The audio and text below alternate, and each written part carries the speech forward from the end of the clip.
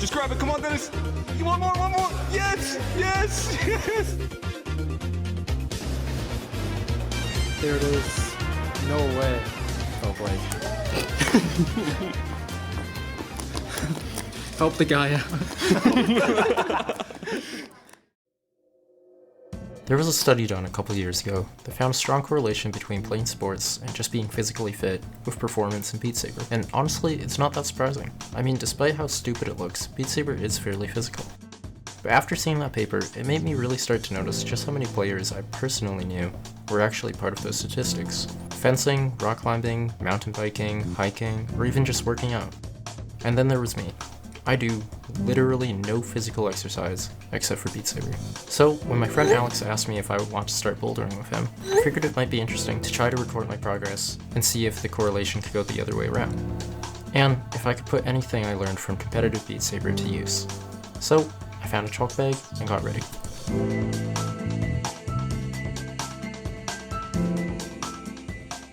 Now I should probably clarify. When I say my only physical exercise is BeatSaber, I genuinely mean that.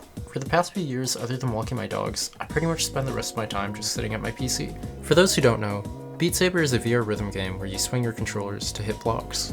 BeatSaber wise, I'm currently ranked in the top 0.001% at rank 220 out of over 1 million players globally. My friend Alex, on the other hand, does calisthenic workouts fairly regularly, so I figured if I could keep up with him at all, that would be pretty good. Now, it was my first time climbing, and Alex had only gone climbing once before, so we both didn't really know what we were doing. The gym we were at rated the difficulties of the boulders on a scale of 1 to 8, and we were told they pretty much lined up with the V grading system, a common system used to tell how hard a boulder is. Now, honestly, I didn't have the highest expectations of myself, so I decided to start off with a 1. And that was probably a good thing because it was pretty awkward. Despite that, it wasn't really too hard, so I decided to jump to 2s. Those weren't easy, but we were still able to do most of them first try, so we decided to start trying to do 3s. And these were much harder. Oh, you had that. Alex managed to do one pretty early on, but other than that, we just couldn't seem to get another one. Let's go. Okay, he did the cool part. He did the cool part. Now he's up here. After a few close attempts, we mostly stopped filming and just started trying every 3 around the gym. I did manage to do one eventually, but I didn't manage to record it. Honestly, for a first day, I think it went really well. I was mostly able to keep up with Alex, but there were a lot of stuff I could improve at. So I decided to actually do some research and look over my footage. At this point, I had already noticed a few things. First, climbing is way harder than it looks. I remember seeing climbing videos in the past and thinking I could probably do them since I could do like 10 pull-ups. But the footage never really does it justice. Second, I was way better at the slower balancing type climbs. And third, my technique was just really bad. I was too tense, I bent my arms too much, and I was pausing too much during climbs and wasting stamina. Everything was pretty sore other than my forearms, which was pretty much the opposite for Alex. His forearms were what hurt the most, and I think that's probably because of BeatSaber. I also realized I just wasn't committing enough. Alex was constantly sending it, and he was already getting blisters, but I had been bailing out left and right, just from static positions. And you could tell just by looking at my hands.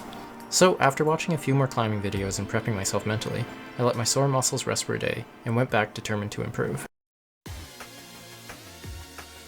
And it definitely wasn't enough of a break. I was really sore, but I was also way less stiff, and I kept a mental note to try to stop pausing as much. And it went surprisingly well. We were both somehow able to do most of the 3s with relative ease. And I even flashed this one and then did it again, just because I wasn't recording. It felt great, but my shoulders and legs were genuinely dying.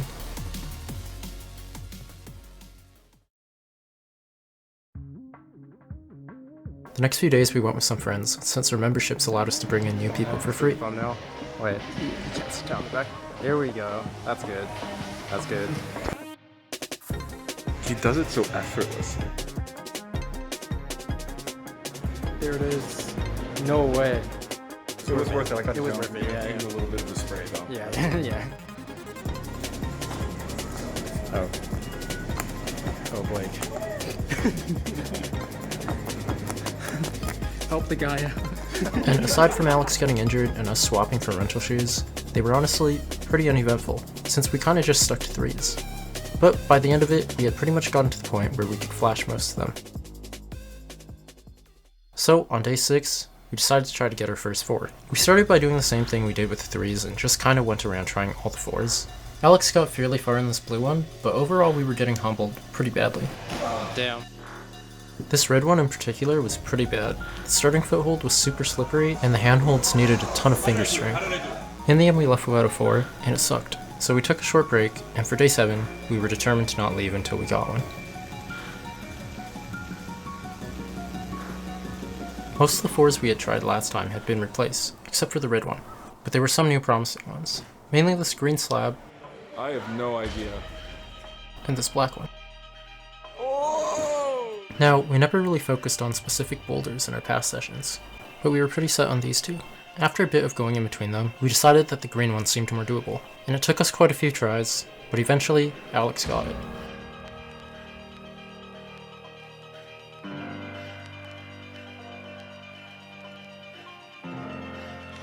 Let's go. And I followed soon after.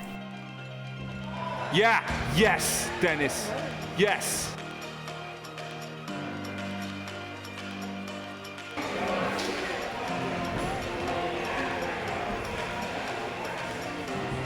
Oh my god, bro. Oh, he did it! And looking back, this was by far our longest session. And in the moment, it felt great. That's his 4. And what color is it, Dennis? Yellow. That's right. But there was just one issue. We both agreed it didn't really feel like a 4. Now, I'm not saying that it was graded soft, but it was really short, and like 90% technique and committing. So reaching the top without being tired or anything felt a bit anticlimactic.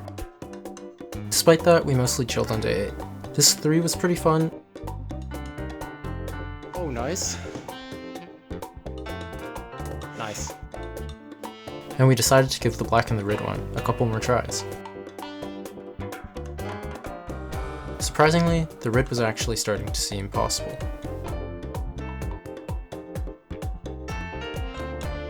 And after looking through my footage, I figured if I use this hold as an underclang, maybe I'd be able to do it. That's pretty good. We brought another one of our friends this time, so we were mainly doing easier boulders and showing them the basics. But at this point, the red had been here for a while, so I was pretty worried that it would be gone soon, and I really wanted it. It would be the perfect boulder to show how much I'd progressed. So I saved some of my stamina and tried it a couple times after my friends got tired. But I just couldn't get it. The incline made it really hard to keep my right foot on, and I also tried heel hooking with my left foot, thinking that might be better. Crazy. But the hold was pretty bad, and it made my leg cramp. I think look at him. I don't think that was it, man. And after that, I just didn't have the strength to try it again, so I just had to hope that it would be there the next time we went. Luckily, it was. I had finalized my beta with the help of another BeatSaber climber I knew, so I decided to just go for it right away before I got tired. Started so easily now. And this was actually a pretty bad idea, because I wasn't warmed up at all. So I decided to leave it for a bit, and we kinda just went around trying all the 4s again. This time, one of our other friends, Quaid, who had actually started climbing a while before we started, came with us. We got pretty far on some of them, and Alex even managed to get this slab 4. At this point, I was ready to try again. Going for his first attempt.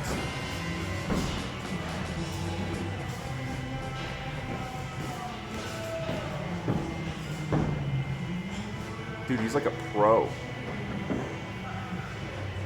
Tony Hawk Pro Dennis 5. That's what I'm saying.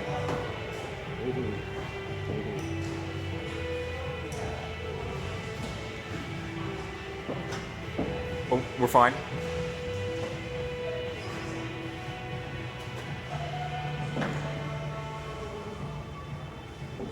Yes. Yes. Yes. He did it. He did it. One attempt, guys. That's right. First One try. attempt. Honestly, I did get it on my first try, but I forgot to get my friend to record again, so that was actually me doing it for the second time. But topping that boulder, after trying it for so long, felt so satisfying. After that, we kinda just messed around. I somehow managed to do the slab 4 that Alex did, and Quaid showed us some climbing game, kinda like horse, where you take turns removing holds.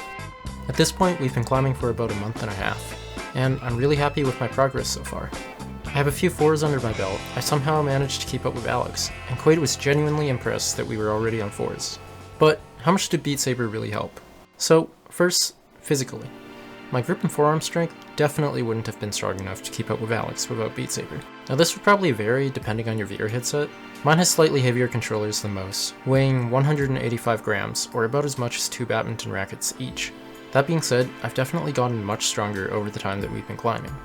Other than that, BeatSaber is pretty much purely cardio, so I guess without BeatSaber I'd probably weigh a fair bit more, which would also have made it harder to climb. And it's actually kind of ironic, because since climbing, I've put on about 4.5 pounds, though it's definitely mostly muscle.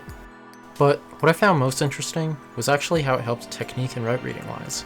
For example, I barely had any issues with my arms getting pumped, which if you watched any of my BeatSaber streams in the past, you'll know that I used to struggle with that a lot.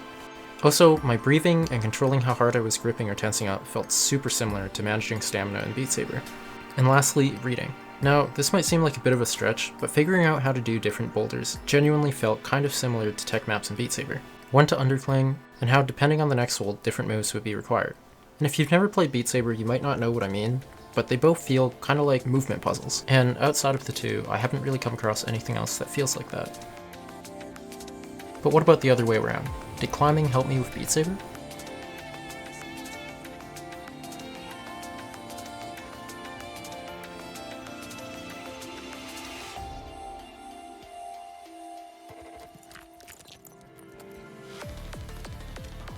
Nah, I was way too sore to play in between climbing sessions, so I'm honestly really rusty.